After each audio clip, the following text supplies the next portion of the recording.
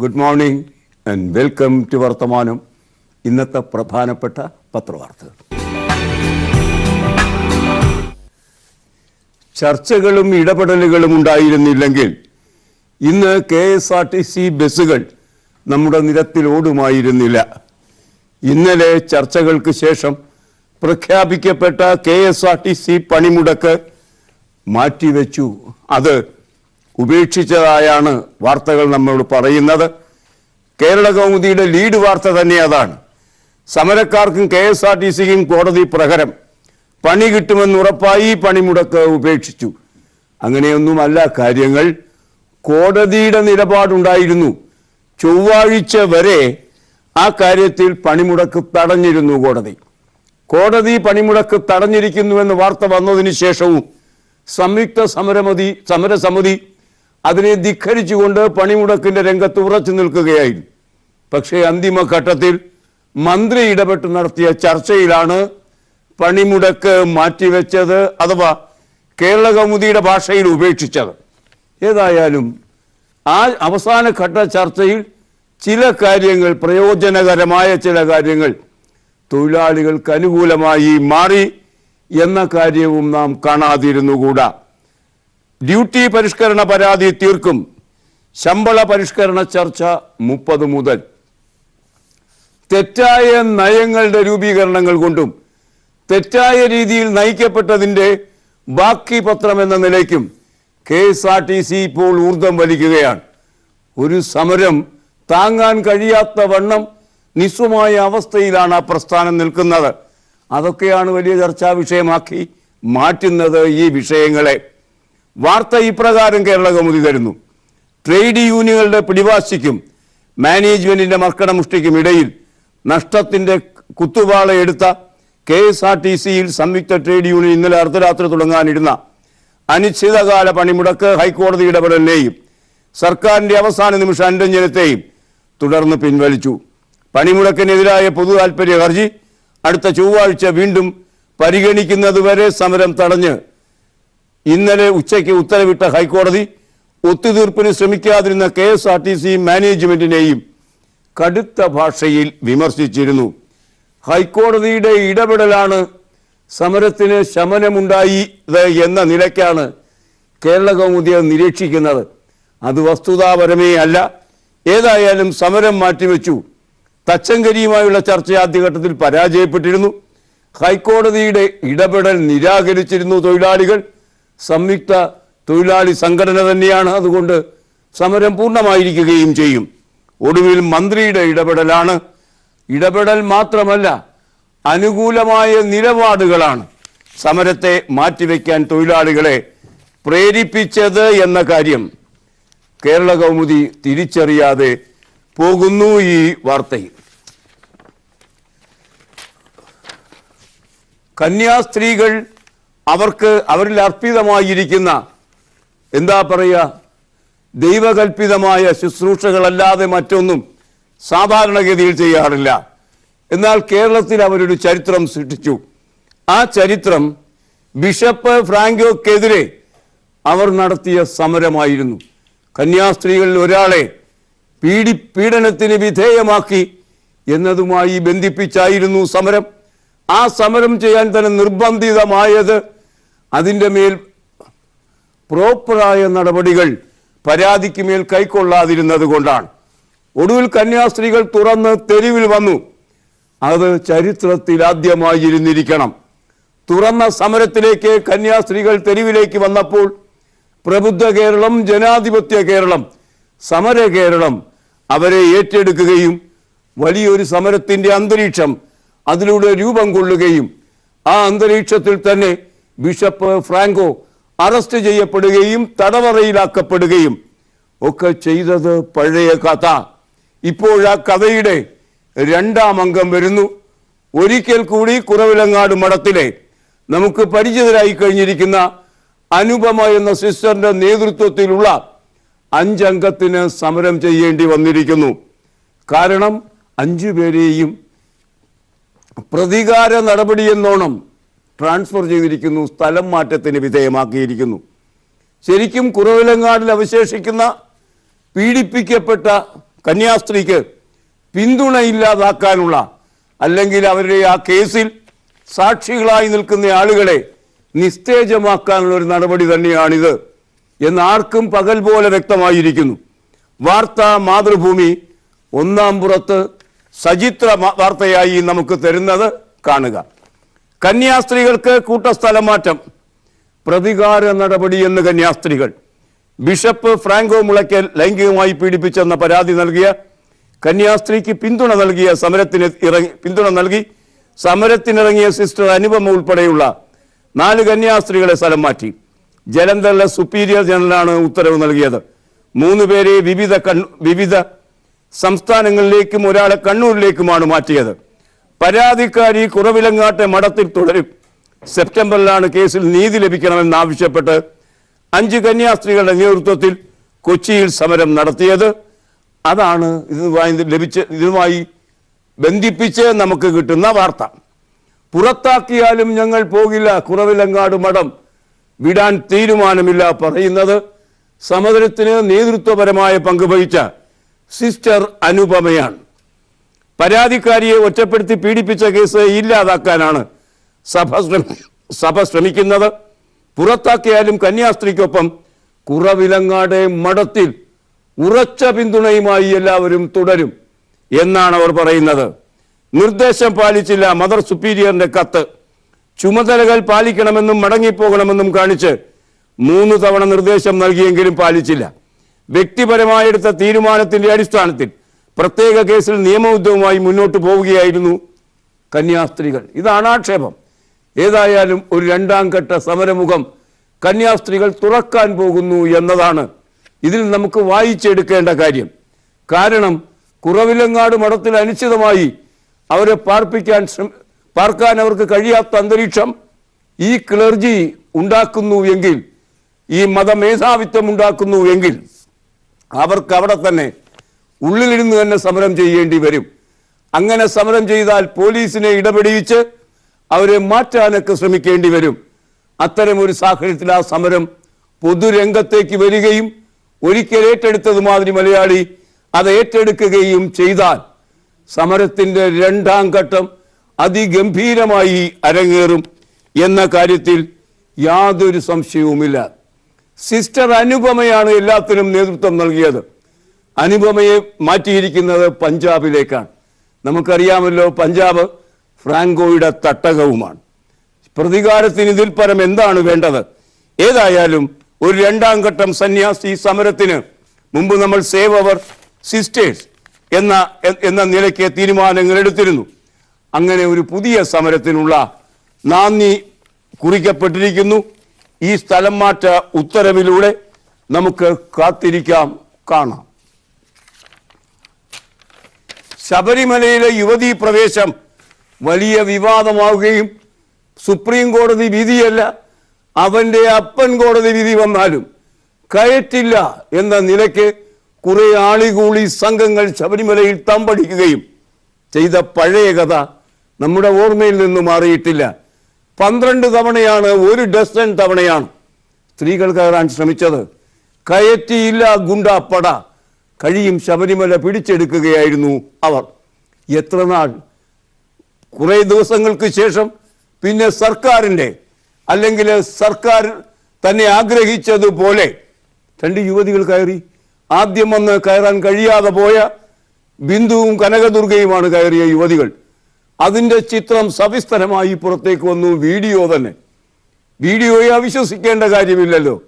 അങ്ങനെ വന്നപ്പോൾ നന്നേ വെളുപ്പാൻ കാലത്താണ് അവർ കയറിയത്. 3:45 മണിക്ക്. 3:45 മണിക്ക് അവർ സന്നിധാനത്തെത്തി പ്രാർത്ഥിച്ചു മടങ്ങി. വലിയൊരു തിരിച്ചടിയായാണ് സംഘികൾ അത് ഏറ്റെടുത്തത്.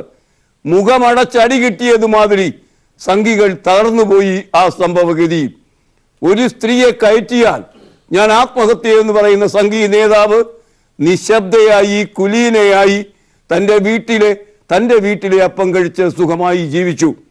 അത്രയൊക്കെ ഉള്ളൂ ആ വാക്കുകൾക്ക് അർത്ഥം. ഏതായാലും അതിനടുത്ത ദിവസം എന്താണ് കേരളത്തിൽ ഉണ്ടായത്?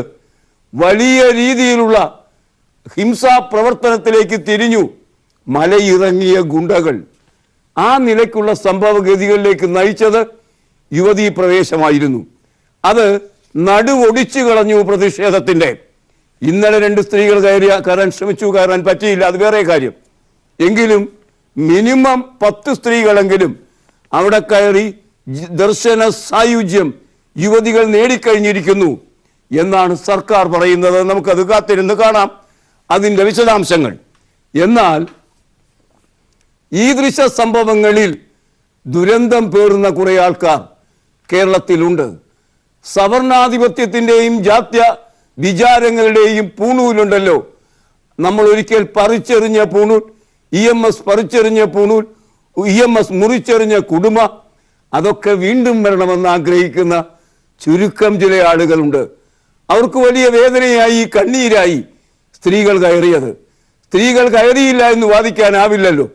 അങ്ങനെ വാദിക്കാൻ കഴിയാത്തത് കൊണ്ട് സ്ത്രീകൾ ഇപ്പോൾ എങ്ങനെയാണ് കയറിയത്, ആരാണ് ഒത്താശ ചെയ്തത് തുടങ്ങിയ കാര്യങ്ങളെക്കുറിച്ചായി ഈ ചർച്ച ഹൈക്കോടതിക്ക് തന്നെ ഉണ്ട്. അതാണ് സത്യം.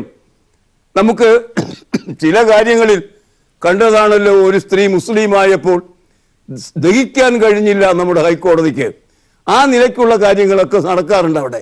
ഞാൻ നേരത്തെ സൂചിപ്പിച്ചത് മാതിരി പൂണൂൽ മറച്ചിട്ടിരിക്കുകയാണ് മനസ്സിൽ. ശരീരത്തിൽ നിന്നേ അത് പോയുള്ളൂ. ചിലരുടെയൊക്കെ മനസ്സിൽ പൂണൂൽ ബന്ധം ഇപ്പോഴും അങ്ങനെ കിടക്കുകയാണ്. അതുകൊണ്ട് ഇതൊന്നും സഹിക്കാൻ കഴിയില്ല. സ്ത്രീ സ്വതന്ത്രമായി രംഗത്ത് വരുന്നത് തീരെ സഹിക്കാൻ കഴിയാത്ത ആ തരം ആളുകൾ യുവതികൾ എങ്ങനെ ശബരിമലയിൽ പ്രവേശിച്ചു? ഹൈക്കോടതി നിയോഗിച്ച കമ്മിറ്റിയുടെ അത്ഭുതം അതാണ്. എവിടെയായിരുന്നു ഈ മഹാന്മാർ? അവർ ചോദിക്കുന്നത് പിൻവാതിലിലൂടെ ഇവർ പ്രവേശിച്ചോ? കുറെ മാധ്യമക്കാർക്കും ഉറക്കം കെടുത്തുന്ന ചോദ്യം ഇതാണ്. പിൻവാതിലിലൂടെ പ്രവേശിച്ചാൽ തന്നെ എന്താണ് കുഴപ്പം? ബിന്ദു പറയുന്നുണ്ടല്ലോ, ഈ വനിതാ മതിൽ വന്നപ്പോൾ അതിൽ നിന്ന് കിട്ടിയ ബലമായിരുന്നു ഞങ്ങളുടെ പിൻവാതിൽ പ്രവേശനം. സുപ്രീം കോടതിയുടെ വിധി ഉണ്ടെങ്കിൽ ഏത് വാതിലിൽ കൂടി സ്ത്രീ കയറി എന്നത് ഇവന്മാർ എന്തിനു നോക്കണം? ഇവന്മാരെന്തിനത് നോക്കണം? പക്ഷെ അള്ളി പിടിക്കുകയാണ് അവസാനവാദ മുഖത്തിൽ. ജന്മഭൂമിയിൽ മലർന്ന് കിടന്ന് തുപ്പുന്നു ആ വാർത്ത. യുവതികൾക്ക് ശബരിമലയിൽ പിൻവാതിൽ പ്രവേശനം എന്ന ആത്മസായുജ്യം ഇപ്പോഴും മനസ്സിൽ പൂണൂൽ പേറുന്നവർക്ക് ലഭിക്കുന്ന ആ വാർത്ത ചത്ത വാർത്തയുടെ വിശദാംശങ്ങളിലേക്ക് നമുക്ക് സഞ്ചരിക്കാം ഒരു ചെറിയ പരസ്യ ഇടവേളയ്ക്ക് ശേഷം. ശബരിമലയിൽ ഹൈക്കോടതി നിയോഗിച്ച ഒരു നിരീക്ഷണ സമിതിയുണ്ട്. ആ നിരീക്ഷണ സമിതിയുടെ നിയോഗത്തെ തന്നെ കേരള സർക്കാർ സുപ്രീം കോടതിയിൽ ചോദ്യം ചെയ്തിട്ടുമുണ്ട്. അതുകൊണ്ട് കേരള സർക്കാരിൻ്റെ യാതൊരു ഒത്താശയും അതിനില്ല. വെറുതെ കയറി അങ്ങനെ ഇരിക്കുകയാണ് ഊണുമടിച്ച്. അങ്ങനെ ഊണൊക്കെ കഴിഞ്ഞിരുന്ന ഈ നിരീക്ഷണ സമിതിക്ക് ഒരു ഉൾവിളി വന്നു. നമുക്ക് എന്തുകൊണ്ട് ഒരു കാര്യം നിരീക്ഷിച്ചുകൂടാ? എന്താണ് നിരീക്ഷിക്കാൻ നോക്കിയത്? എതിലൂടെയാണ് ഈ സ്ത്രീകൾ കയറിയത്? ഇവരുടെ ആവശ്യമേ അല്ല ഒന്നും അറിയേണ്ടത്. കയറാനുള്ള സാങ്ഷൻ അതിനുണ്ടായിരുന്നോ എന്ന് മാത്രമാണ്. അതൊക്കെ നോക്കുന്നത് ശ്രമകരമായ കാര്യമാണ്. ഇതിൽ 2 മുൻ ന്യായാധിപന്മാർ കൂടിയുണ്ട്, മറ്റു പണിയൊന്നുമില്ല ഇപ്പോൾ. അതുകൊണ്ട് അങ്ങനെയൊക്കെ ഇരുന്നിട്ട് അവർ റിപ്പോർട്ട് അങ്ങ് തയ്യാറാക്കി. ലോകത്തെ വിറപ്പിക്കുന്ന റിപ്പോർട്ട് എന്നൊക്കെ വിചാരിച്ചാണ്. പരമാവധി അവർക്ക് അത്രേ ചെയ്യാൻ കഴിയൂ. അതങ്ങ് ചെയ്തു കാണുക. ശബരിമലയിൽ യുവതികളെ പ്രവേശിപ്പിക്കാൻ സർക്കാരിന് വേണ്ടി പോലീസ് നടത്തിയ കള്ളക്കളി തുറന്നുകാട്ടി ഹൈക്കോടതി നിയമിച്ച നിരീക്ഷണ സമിതിയുടെ റിപ്പോർട്ട്. 2 യുവതികളെയും, ബിന്ദുവിനെയും കനകദുർഗയെയും, കടത്താൻ സന്നിധാനത്ത് അനധികൃത സൗകര്യങ്ങൾ ഒരുക്കിയെന്നാണ് റിപ്പോർട്ട്. ശബരിമലയിൽ VIP-കൾക്കും ദേവസ്വം ബോർഡ് ജീവനക്കാർക്കും മാത്രം പ്രവേശനമുള്ള സ്റ്റാഫ് ഗേറ്റിലൂടെയാണ് ജനുവരി 2-ന് ദർശനം നടത്തിയത് യുവതികൾ ദർശനം നടത്തിയെന്ന കാര്യത്തിൽ തർക്കമില്ല. അത് ഒഴിവാക്കാനും കഴിയില്ല, നിഷേധിക്കാൻ കഴിയില്ല. പക്ഷേ VIP-കൾ കടന്നു പോകുന്ന വഴി കൂടി കടന്നു നോക്കണേ. അങ്ങനെയൊക്കെ ചെയ്യാമോ? VIP-കളല്ല ഈ സ്ത്രീകൾ, VVIP-കളാണ്. അവർ ശബരിമലയിൽ കയറിക്കൊണ്ട് ചരിത്രം സൃഷ്ടിച്ചു. ഇവരവിടെ ഇരുന്ന് ഉണ്ടോണ്ടിരുന്നപ്പോൾ എന്ത് ചരിത്രമാണ് ഇവർ സൃഷ്ടിച്ചത്? ആളുകൾക്ക് ദ്രോഹമല്ലാതെ, ബുദ്ധിമുട്ടല്ലാതെ, ആരും ആവശ്യപ്പെടാതെ, സർക്കാർ ആവശ്യപ്പെടാതെ 3 പേർ കയറി അങ്ങിരിക്കുകയാണ്. അവർ ഈ റിപ്പോർട്ട് തയ്യാറാക്കി. ശരി, റിപ്പോർട്ട് തയ്യാറാക്കി. ഇതുപോലെ ഇതിനേക്കാൾ ഗൗരവതരമായ ഒരു പ്രശ്നമുണ്ടായല്ലോ ശബരിമലയിൽ. നാം കണ്ടതാണല്ലോ മനിതിയിലെ തീർത്ഥാടനം നടത്താൻ വന്ന യുവതികളെ ഓടിക്കുന്നത്, ഈ ഗുണ്ടകൾ ഓടിക്കുന്നത്. അന്ന് റിപ്പോർട്ട് തയ്യാറാക്കാൻ പേനയും മഷിയും ഉണ്ടായിരുന്നില്ലേ ഇവരുടെ കയ്യിൽ? അന്ന് ചോദിച്ചപ്പോൾ അവർ പറഞ്ഞ ഉത്തരം എന്താണ്? അതൊന്നും ഞങ്ങളുടെ പണിയല്ല. പക്ഷെ ഇതൊക്കെ ഞങ്ങളുടെ പണിയാണ്. മനസ്സിലിരിക്കട്ടെ അത് എന്ന് മലയാളികൾ പറയും. ആദ്യം സൂചിപ്പിച്ചത് മാതിരി ഉരിക്കളഞ്ഞ പൂണൂൽ മനസ്സിൽ പേറി നടക്കുന്ന കാലഹരണപ്പെട്ട കള്ളനാണയങ്ങൾ മാത്രമാണ് ഇവരെല്ലാം എന്ന് വ്യക്തമാക്കുന്നു റിപ്പോർട്ടും ഒക്കെ. ചരിത്രത്തിന്റെ ചവറ്റുകൊട്ടയിലേക്ക് പോകേണ്ട റിപ്പോർട്ട്. അതുകൊണ്ട് ചവറ്റുകൊട്ടയെ വലുതായി ഇഷ്ടപ്പെടുന്ന നമ്മുടെ ജന്മഭൂമിയുള്ള പത്രങ്ങൾക്ക് അത് വലിയ പഥ്യമായി തീർന്നിരിക്കുന്നു. ആലപ്പാട് കരിമണൽ ഖനനം സമരവുമായി ബന്ധപ്പെട്ട് സമരക്കാരുമായി ചർച്ച നടത്താൻ തീരുമാനിച്ചിരിക്കുന്നു സർക്കാർ.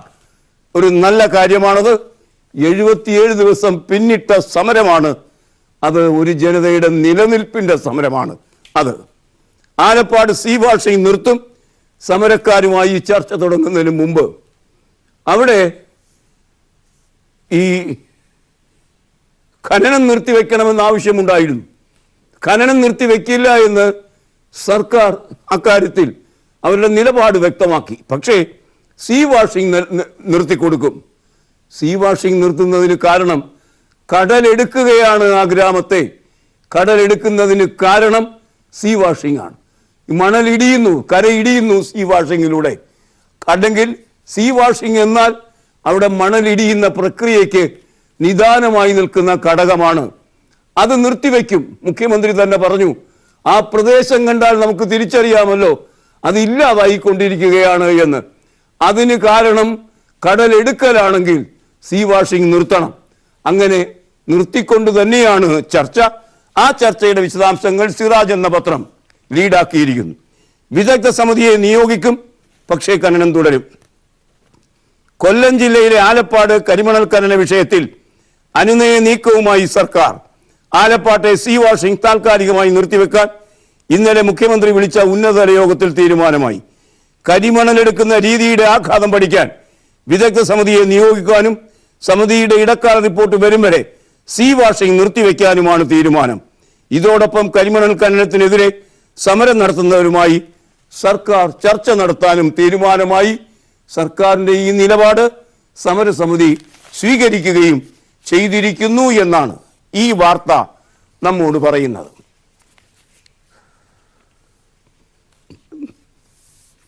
ദീപക് മിശ്ര എന്ന മുൻ ചീഫ് ജസ്റ്റിസ് ഓഫ് ഇന്ത്യ വിവാദ നായകനായ ഒരാളായിരുന്നു. കാരണം അദ്ദേഹം ചീഫ് ജസ്റ്റിസ് ആയിരുന്നപ്പോൾ ബാഹ്യ സമ്മർദ്ദങ്ങൾക്ക് വിധേയനാകുന്ന ഒരാളായിരുന്നു എന്നാണ് ആക്ഷേപം. അതിനെ പ്രതിഷേധിച്ച് സീനിയറായ 4 ജസ്റ്റിസുമാർ അന്ന് പരസ്യമായി സുപ്രീം കോടതിയിൽ നിന്ന് ഇറങ്ങി വന്ന് പത്രസമ്മേളനം നടത്തി ചരിത്രം സൃഷ്ടിച്ചു. സമരം തന്നെയാണത്. അതിൽ ഇപ്പോഴത്തെ രഞ്ജൻ ഗൊഗോയ് എന്ന ചീഫ് ജസ്റ്റിസ് ഉണ്ടായിരുന്നു. രഞ്ജൻ ഗൊഗോയ്ക്കെതിരെയും ഇനി പ്രതിഷേധം വേണ്ടി വരുമോ? അങ്ങനെ സംശയം ഉണർത്തുന്ന ഒരു വാർത്ത ഇന്ന് പത്രങ്ങൾ തരുന്നുണ്ട്. ആ വാർത്ത ഗൗരവപ്രകൃതിയുള്ള ഒരു വാർത്തയായി തീരുന്നത് സമരം ചെയ്ത Ranjan Gogoi chief justice of India ആയിരിക്കുന്ന സമയത്ത് ഇതൊക്കെ നടക്കുമോ എന്ന സന്ദേഹമാണ്. സിറാജ് എന്ന പത്രം 1-ാം പേജ് വാർത്തയായി തരുന്നു. ആ വാർത്തയുടെ വിശദാംശങ്ങളിലേക്ക് നമുക്ക് പോകാം മറ്റൊരു ചെറിയ പരസ്യയുടെ വേളയ്ക്ക് ശേഷം. വിവാദങ്ങൾക്കിടെ സീനിയോറിറ്റി മറികടന്ന് ജഡ്ജിയുടെ നിയമനം, 2 ജഡ്ജിമാരുടെ നിയമനം, അതാണ് വാർത്തയ്ക്ക് ആധാരമായ കാര്യം. വിവാദങ്ങൾ നിലനിൽക്കെ സുപ്രീം കോടതിയിൽ 2 ജഡ്ജിമാരെ നിയമിച്ചു. കർണാടക ഹൈക്കോടതി ചീഫ് ജസ്റ്റിസ് ദിനേശ് മഹേശ്വരി, ദില്ലി ഹൈക്കോടതി ജഡ്ജ് ജസ്റ്റിസ് സഞ്ജീവ് ഖന്ന എന്നിവരെയാണ് സുപ്രീം കോടതി ജഡ്ജിമാരായി നിയമിച്ചത്. സീനിയോറിറ്റി മറികടന്നുള്ള നിയമനം ചോദ്യം ചെയ്ത് സുപ്രീം കോടതി ജഡ്ജി SK കൗൾ ഉൾപ്പെടെയുള്ളവർ രംഗത്തെത്തിയതിന് പിന്നാലെയാണ് കൊളീജിയം ശുപാർശ കേന്ദ്ര സർക്കാർ അംഗീകരിച്ചത്. ഇതേ തുടർന്ന് നിയമന ഉത്തരവിൽ രാഷ്ട്രപതി രാംനാഥ് കോവിന്ദ് ഒപ്പുവെച്ചു. സീനിയോറിറ്റി മറികടന്നാണ് ജസ്റ്റിസുമാരായ ദിനേശ് മഹേശ്വരിക്കും ഖന്നയ്ക്കും നിയമനം നൽകിയതെന്ന ആരോപണവുമായി മുൻ ചീഫ് ജസ്റ്റിസ് RM ലോധ, മുൻ ജഡ്ജി ജസ്റ്റിസ് J ചെലമേശ്വർ ഉൾപ്പെടെ നിരവധി പേർ രംഗത്തെത്തിയിരുന്നു. ഈ ചെലമേശ്വർ ഈ കഴിഞ്ഞ സംഭവഗതികളിൽ 4 ജഡ്ജിമാരിൽ പ്രധാനപ്പെട്ട ഒരാളായിരുന്നു എന്നും ഓർക്കുക. Justice SK Kaul chief justice Ranjan ഗൊഗോയ്ക്ക് കത്ത് നൽകിയിരുന്നു. നിയമനത്തിനെതിരെ ബാർ കൗൺസിൽ ഇന്നലെ പ്രതിഷേധിക്കുകയും ചെയ്തു. മഹാപ്രതിഷേധത്തിനിടയിലാണ് ഈ സീനിയോറിറ്റി മറികടന്ന് 2 ജഡ്ജിമാർ അങ്ങോട്ടേക്ക് വരുന്നത്. ഈ കാര്യത്തിൽ ചീഫ് ജസ്റ്റിസ് ഓഫ് ഇന്ത്യ എടുത്ത നിലപാട് വിവാദമായിരിക്കുന്നു. ആ നിലപാട് അതിൻ്റെ കൃത്യം സമയത്ത് അദ്ദേഹം മാലോകരെ അറിയിക്കാതിരിക്കുകയും ചെയ്തിരിക്കുന്നു. എന്തോ മണക്കുന്നു അവിടെ. അതുകൊണ്ട് തന്നെ പഴയ കഥകൾ ആവർത്തിക്കപ്പെടുമോ എന്ന സന്ദേഹവും ജനിക്കുന്നു. അതാണ് വാർത്തയായി മാറുന്നത്. കർണാടകത്തിലെ MLA-മാരുടെ തിരോധാനം, 6 പേർ തിരോധാനത്തിന് വിധേയമായി, 2 പേർ തിരിച്ചു വന്നു. ആ തിരിച്ചു വന്നതെങ്ങനെ? അതോടെ മന്ത്രിസഭ വീഴും എന്നൊക്കെ പ്രതീക്ഷിച്ചവരുടെ മുഖത്തടി കൊടുത്തുകൊണ്ട് 2 പേർ തിരിച്ചു വന്നു എന്ന് മാത്രമല്ല, കോൺഗ്രസ് അതിജീവനത്തിന്റെ വഴിയിലേക്ക് പോകുന്നു. കയറി കളിച്ച് കോൺഗ്രസ്. കർണാടകയിലെ ഓപ്പറേഷൻ താമര പാളി. ഓപ്പറേഷൻ താമര, താമര ചിഹ്നത്തെ മുൻനിർത്തിയാണ് ഓപ്പറേഷൻ താമര. BJP-ക്കാർക്ക് അറിയുന്ന കളിയാണ് ഇതൊക്കെ. അല്ലെങ്കിൽ മോദിയുടെ ആഭിമുഖ്യത്തിൽ, ഷാജിയുടെ ആഭിമുഖ്യത്തിൽ അണികൾ പഠിച്ചെടുക്കുന്ന കളികളാണിത്. അല്ലാതെ മറ്റ് നല്ല കാര്യമൊന്നും അവർ പഠിപ്പിക്കാറുമില്ല. കയറി കളിച്ച് കോൺഗ്രസ് കർണാടകയിൽ ഓപ്പറേഷൻ താമര പാളി. മന്ത്രിസ്ഥാനം വാഗ്ദാനം ചെയ്തും മുന്നറിയിപ്പ് നൽകിയും കർണാടകയിലെ വിമതരെ അടക്കി കോൺഗ്രസ്. വാർത്ത ഇപ്രകാരം: MLA-മാരെ വശത്താക്കി കർണാടകയിലെ കോൺഗ്രസ് ദൾ സർക്കാരിനെ അട്ടിമറിക്കാൻ ആരംഭിച്ച ഓപ്പറേഷൻ താമര നിർത്തിവെച്ചു BJP. അട്ടിമറി നീക്കം പൊളിഞ്ഞത് വിമതർക്ക് കോൺഗ്രസ് മന്ത്രിസ്ഥാനം വാഗ്ദാനം ചെയ്യുകയും കർക്കശമായി കൈകാര്യം ചെയ്യുമെന്ന് മുന്നറിയിപ്പ് നൽകുകയും ചെയ്തതോടെ, ദൗത്യം വിജയിക്കില്ലെന്ന് ഉറപ്പായതോടെ ഹരിയാന റിസോർട്ടിൽ നിന്ന് BJP കർണാടക അധ്യക്ഷൻ യെദിയൂരപ്പ ബാംഗ്ലൂരിലേക്ക് മടങ്ങി. അവിടെ പാർപ്പിച്ചിട്ടുള്ള മറ്റ് BJP MLA-മാരും ഇന്നും നാളെയുമായി തിരിച്ചെത്തും. MLA-ക്ക് BJP-ക്കാർ ഇട്ട വില ഒരാൾക്ക് 60 കോടി. വില കൂടുന്നു MLA-മാർക്ക് അധികാര തർക്കത്തിൽ. കാണുക അതിങ്ങനെ: കോൺഗ്രസിലെയും ദളിതിലെയും MLA-മാരെ, കോൺഗ്രസിലെയും ദളിതിലെയും MLA-മാരെ വലയിലാക്കാൻ 60 കോടി രൂപ വീതമാണ് BJP വാഗ്ദാനം ചെയ്തത് എന്നാണ് സൂചന. MLA-മാർ തങ്ങിയതായി പറയപ്പെടുന്ന മുംബൈയിലെ പവൈ റിലയൻസ് നക്ഷത്ര ഹോട്ടലിന് മുന്നിൽ ഇന്നലെയും രാജ്യത്തിൻ്റെ വിവിധ മേഖലകളിൽ നിന്നുള്ള മാധ്യമ സംഘം തമ്പടിക്കുകയുണ്ടായി എന്നും ഈ വാർത്ത നമ്മോട് പറയും. കർണാടകയിൽ പയറ്റി പരാജയപ്പെട്ട, പണം കൊടുത്ത് MLA-മാരെ വാങ്ങാൻ പണം ധാരാളമുണ്ട് BJP-യുടെ കയ്യിൽ. ആ പരിപാടി മധ്യപ്രദേശിലും വരുന്നു. കാണുക, ദേശാഭിമാനിയുടെ ഒന്നാം പേജ് വാർത്ത എങ്ങനെയാണ്: വിലപേശൽ, പണച്ചാക്കുമായി BJP മധ്യപ്രദേശിലും. കുതിരക്കച്ചവടത്തിലൂടെ മധ്യപ്രദേശിലും ഭരണം പിടിക്കാൻ BJP നീക്കം. ചില കോൺഗ്രസ് MLA-മാരെയും സ്വതന്ത്രരെയും BJP കണ്ണുവെച്ചിട്ടുണ്ട്. 230 അംഗ നിയമസഭയിൽ കേവല ഭൂരിപക്ഷം ഇല്ലാത്ത കോൺഗ്രസ് 4 സ്വതന്ത്രരുടെയും 2 BSP അംഗങ്ങളുടെയും 1 SP അംഗത്തിൻ്റെയും പിന്തുണയിലാണ് ഭരിക്കുന്നത്. 60 കോടി വെച്ച് അവിടെയും വിതരണം ചെയ്യാനുള്ള പണച്ചാക്കുമായി അമിത്ഷാ നിൽക്കുന്ന ചിത്രം കൂടി, ഒരു കാർട്ടൂൺ കൂടി നമുക്ക് തരുന്നു ദേശാഭിമാനി. മോദിക്കെതിരെ കോടതിയലക്ഷ്യ കേസെടുക്കണം.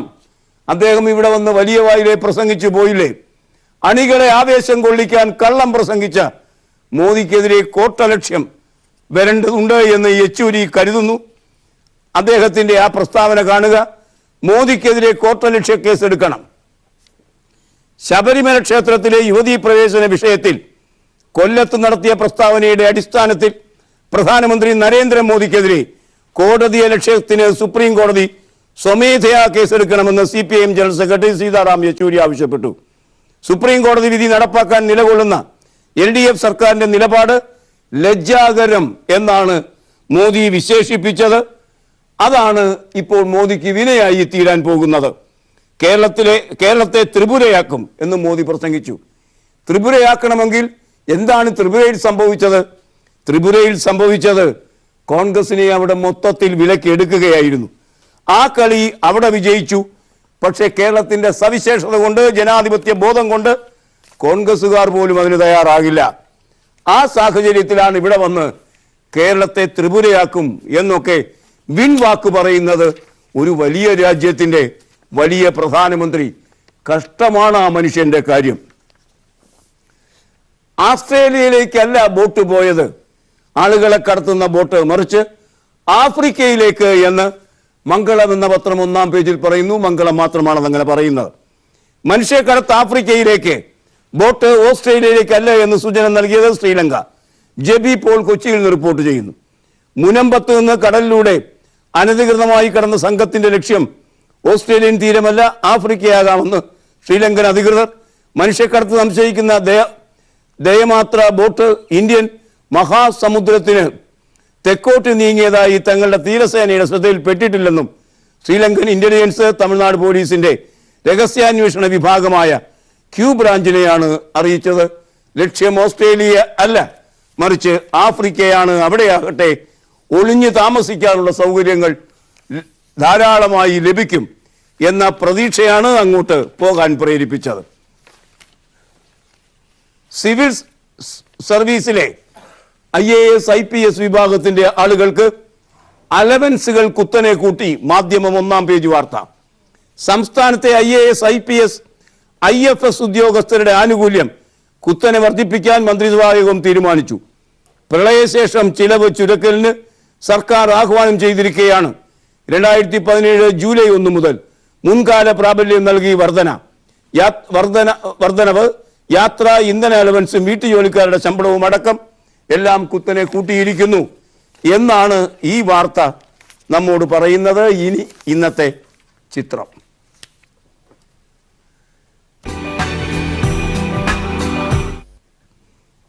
ലെനിൻ രാജേന്ദ്രൻ ഓർമ്മയായി. അദ്ദേഹം മരണത്തിലേക്ക് സഞ്ചരിച്ചു കഴിഞ്ഞിരിക്കുന്നു. ഈ ചിത്രം കാണുക. ലെനിന്റെ മൃതദേഹം കലാഭവനിൽ പൊതുദർശനത്തിന് വെച്ചിരിക്കുകയാണ്. അന്തിമോപചാരം അർപ്പിക്കുന്നവരുടെ ഈ ചിത്രം റിങ്കു രാജു പകർത്തി മെട്രോ മനോരമയാണ് നമുക്ക് തരുന്നത്. ഈ ചിത്രത്തോട് ഇന്നത്തെ വർത്തമാനം സമാപിക്കുകയാണ്. Nice day, good bye.